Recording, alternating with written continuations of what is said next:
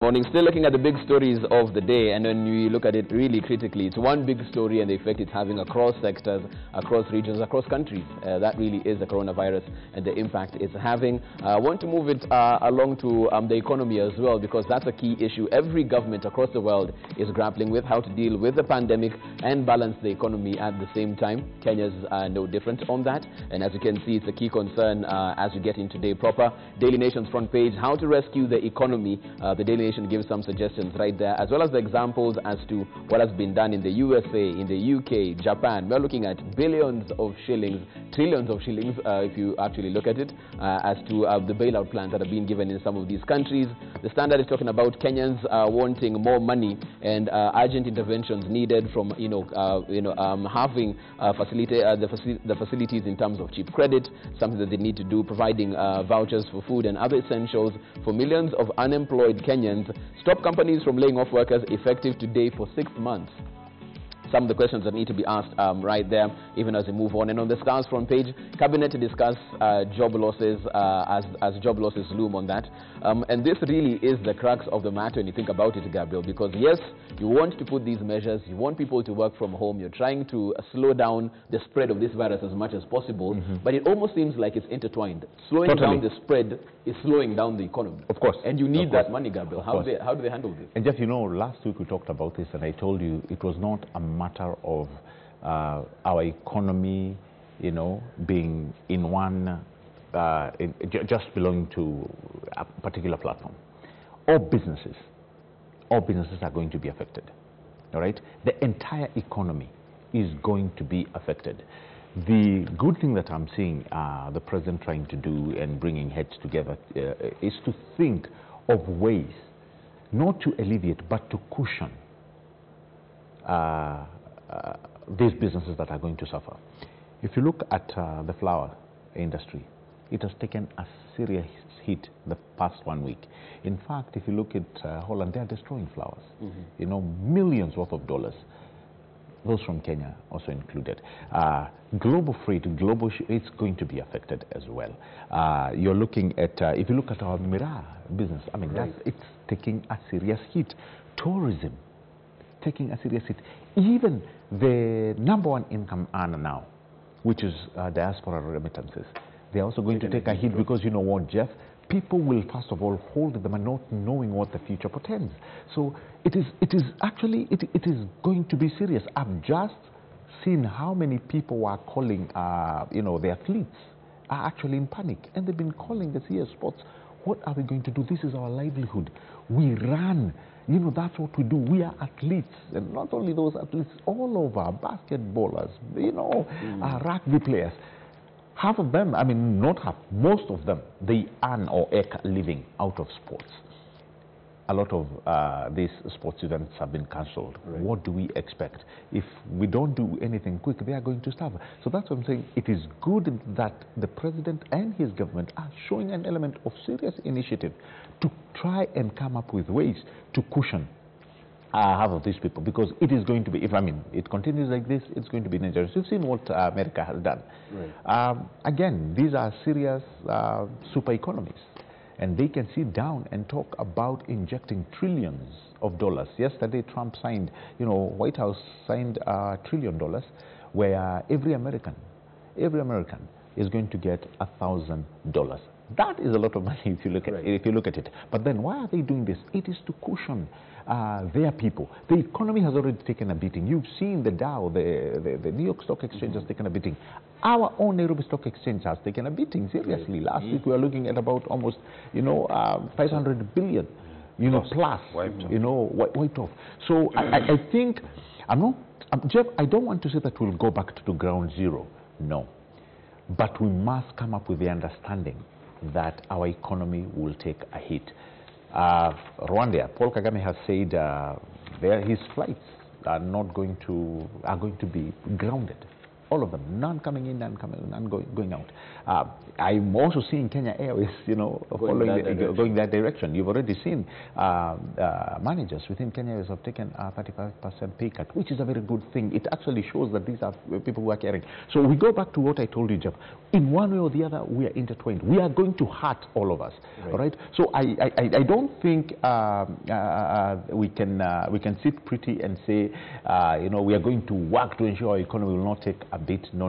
It is going to take a bit. What matters is what kind of cushioning are we going to do. The CBK governor came with a raft of ideas which I thought on the onset are actually very good ideas. Right. So there's a lot that's going to happen. Even Mama Mboga herself is also starting to feel, you know, this issue. Matatus, right. They are telling you, I mean, it's all round. Actually, it's all round.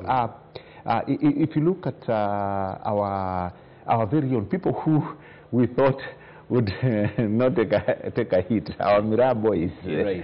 You know, you have the money, but the product is not there. So it just tells you there's an element of togetherness, Jeff, that must suffice. Failure to which, and this is why I keep going back to information, I'm liking the fact that even the government has started them talking, the US government and other governments have started talking to Facebook. Tell them, you guys, you have a problem at hand. And that problem is to ensure misinformation is brought to a near law. Okay. I mean, if we are unable to sort that, because to me, like my good friend here said, misinformation is one thing that's going to be a serious, what do you call it, panic, an element of panic. So I think that's one area where we need to look deep into it. And CA, ICA, you know, ICTA, they also need to come down and come very hard on guys who are going to be spreading rumors and what have you. Let me get to Ben also as we talk about this particular move that the government will have to make in terms of rescuing the economy. You look at what other countries are doing. These are definitely big economies. Looking at 100 trillion shilling bailouts, 42 trillion shillings in terms of the UK, 400 billion the Japanese government is spending in terms of small businesses and medium-sized companies just to keep them afloat. Yes. We are coming from a very sluggish economy. Right before the coronavirus had hit, there was always that talk of a cash crunch looming. Didn't think it would come this particular time. How does the government move forward in terms of a bailout plan, coming from a point where they weren't really doing too good even before that? Yes. Where do they start? Because that really is the question on how they'll deal with this. Are they supposed to give money directly to the SMEs? Yes. Social safety net, you've seen what they tried with the elderly. They were giving them, I think, 2,000 shillings a month. Yeah, a month. Not really what would be needed right now. So where do they start? You know, Jeff, we are finally facing a double tragedy. Some of us have been extremely consistent in pointing out that there are careless and reckless economic decisions that were made or have been made in the last 7 years that have actually pushed this country on the brink of precipice. All these predictions had nowhere factored in the advent of coronavirus. Believe you me, even when we say that there is going to be a bailout plan, there is no money anywhere in this country. Trust me. The frustration and the strain that the KRA is even facing is unimaginable, because there is no money anywhere. Look through the newspapers, the people, and this is the tragedy of people just speaking fancy or saying fancy things on TV for purposes of entertaining Kenyans and for purposes of keeping false hope. I want to point out something very specific.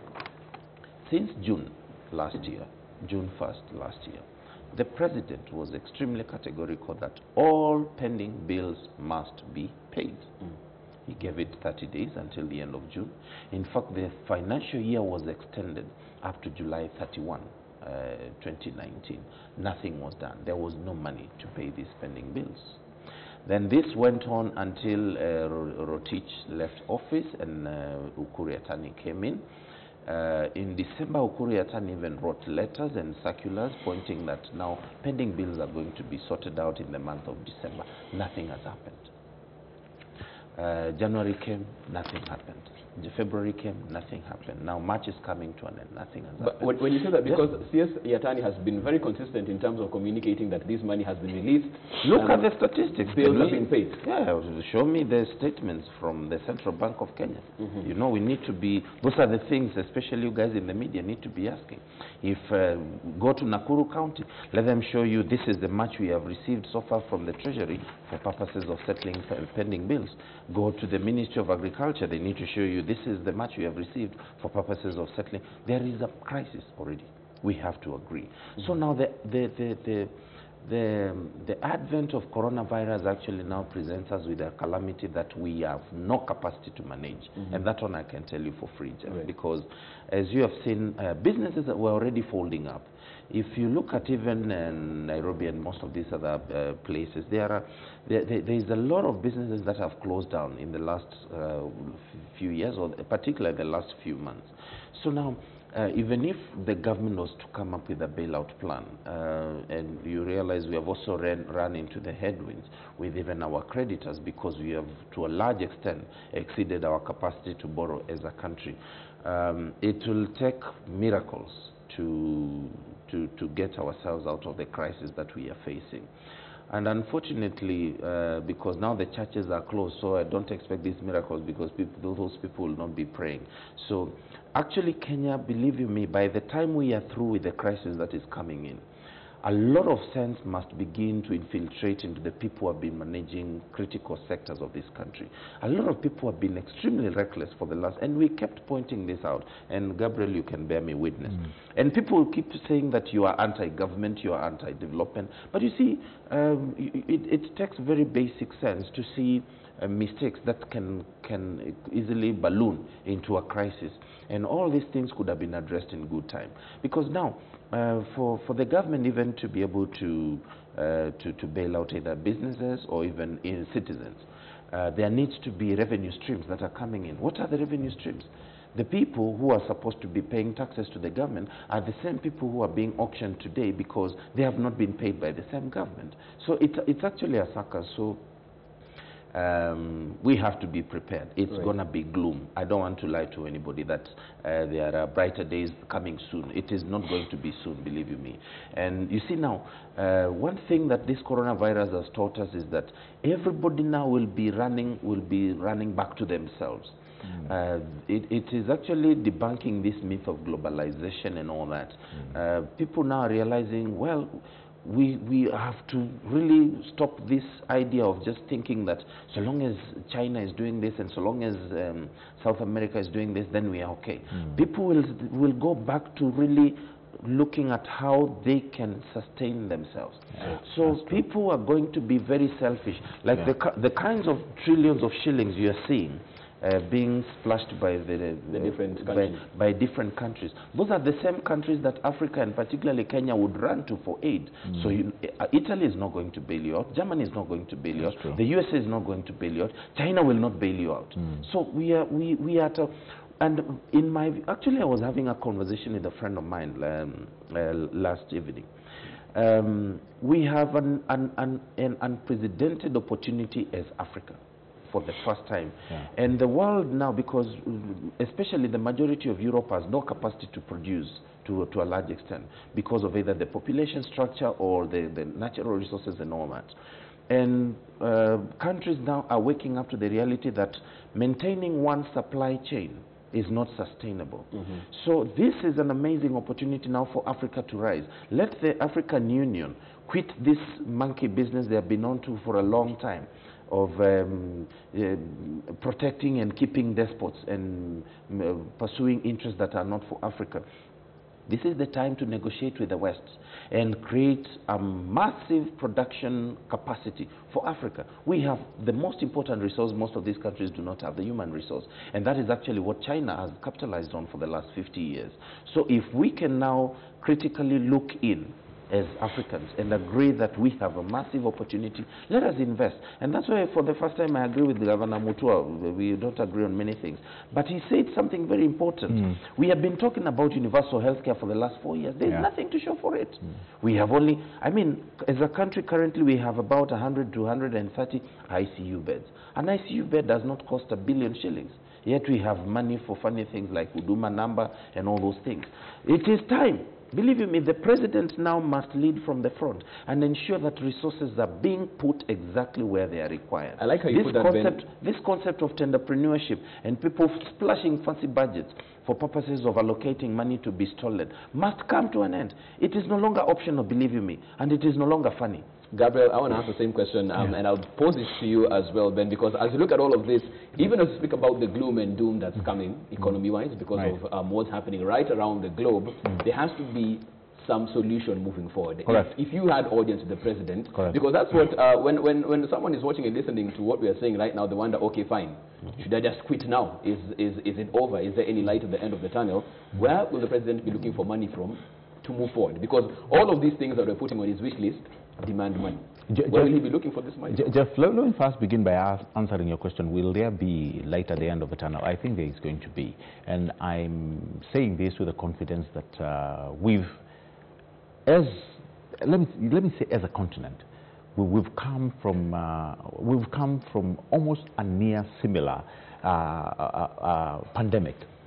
We've actually suffered a lot in the scourge of HIV and AIDS. We've come from, you remember SARS, we've come from MERS, we've come from Ebola. You know, I mean, these are things that at one point affected this great continent, and we were able to survive and come out of it, and economies were brought back from where they were, and, you know, life continued. But there's something that actually Ben has said, which I'm going to tie in with my answer, and that is we have been given a chance to rebuild and to refocus on how we can improve. I go back to the president's Big Four agenda. If you look at how those Big Four agendas were structured, food security was key among them. What does that tell you? That we have enough food for sustenance. Even before you start saying we are giving our maize to country X, it is saying that we are able to grow food, and not only just food, the one that, you know, we are talking about nutritious food that can be able to sustain the livelihood of the Kenyan people. Secondly, when you look at healthcare and universal healthcare, we have actually been called and taken to task, all right, by the very fundamental agendas of the Big Four.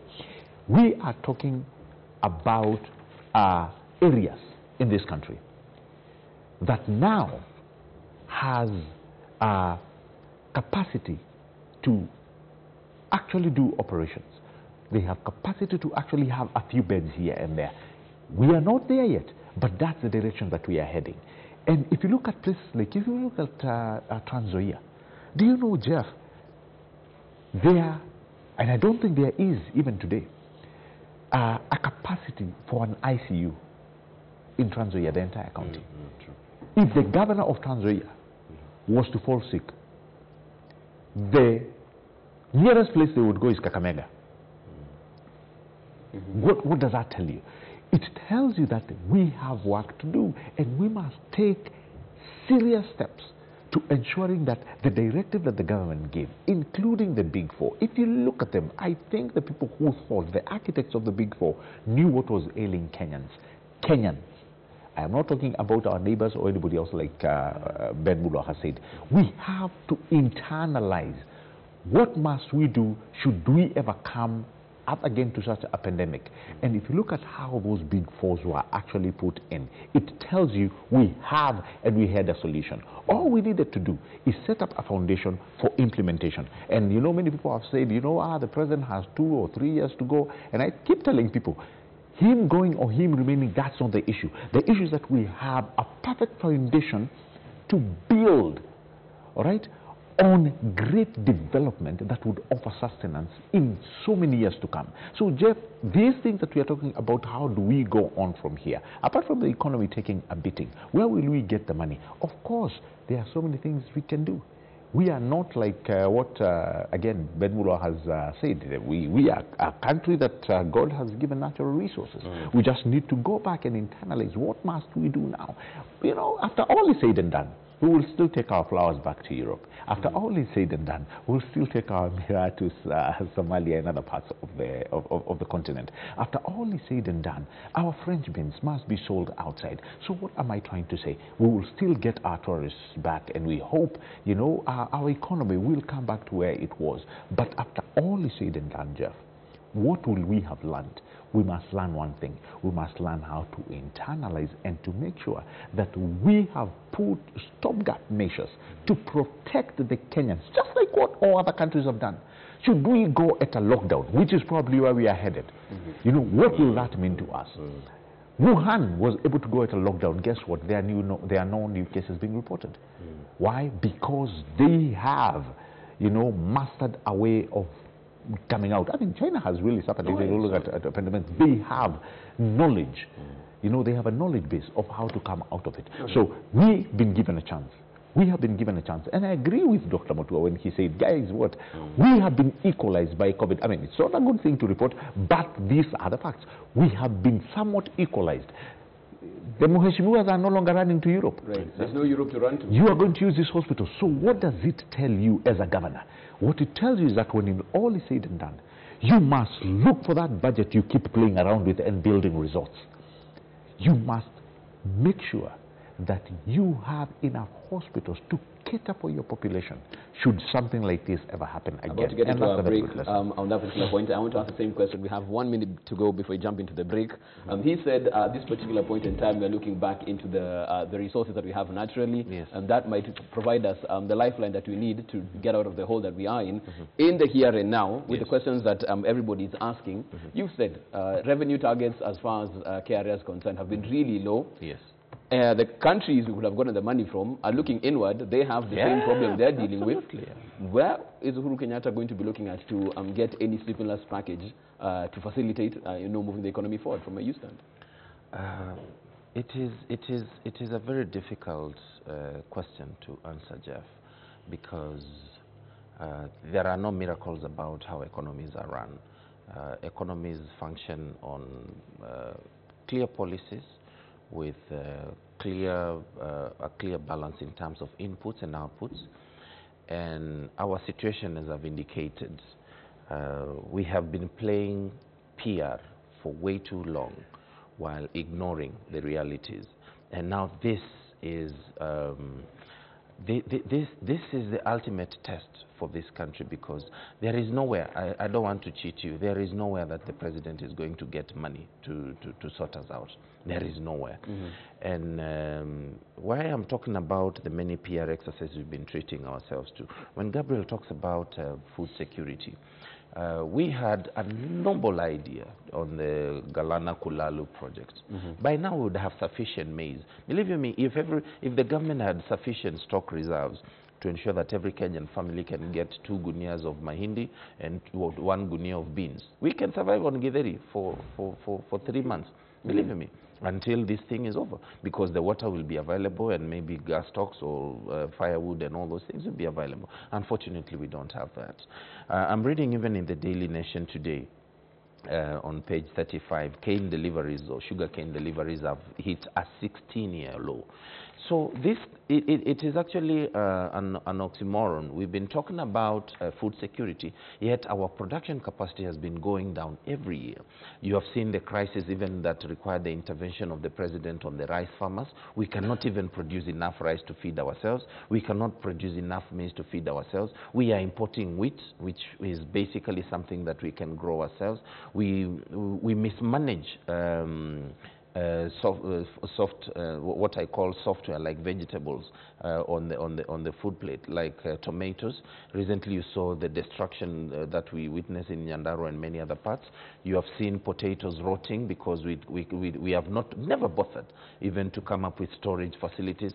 This is going to be the turning point, and I want to believe that even those people sitting up there, when eventually, because now there will not even be food to import from either Uganda, everybody will be looking in. So there will be no milk even to import from Uganda. So the dairy sector that we have been killing is going to come back to haunt us. The maize sector that we have been killing, Brazil is not going to send you maize this time round. And there is no ship somewhere in the high seas waiting just to dock at Mombasa at the ring of a bell. And I think it is a very important opportunity for us as a country now to agree that we are in a crisis. And there is no miracle that is going to happen from nowhere. The president is not going to print money so that we can have, because even if you have the money, well, what are you going to buy? We don't have rice coming in either from Pakistan or China or those other places. The fish that used even to come from China will not be coming in. We have not bothered to fix our fishing industry. I mean, it is going to be a very interesting phase. And if we do not manage this crisis well, then I don't know whether there will ever be another opportunity to fix this country. Okay, we want your feedback on this as well. You can tweet us at K24 TV. You can also SMS us. Our line is 21222. Griffinson Sands09 saying, following the discussion and hoping that our leaders make the right decisions. Kamau James, Dancer J, says KRA and others will have to brace themselves for tough times like the rest of the businesses have been, in Kenya rather. They will resume their picking of revenue once things are back to normal. Right now, they shouldn't even follow us for any forms of tax. Hear you on that. Ireri Washamata, good morning, watching from Shamata, Nyandarua County. Let's discuss this big issue because Corona is affecting every single person across the world. Thank you for that, Ireri. We take a short break. We are back on the other side, talking about also what's happening closer home for those in Nairobi. Nairobi County getting the Nairobi Metropolitan Services, headed by Major General Mohammed Badi. What are we to expect moving forward? We jump into that after the break.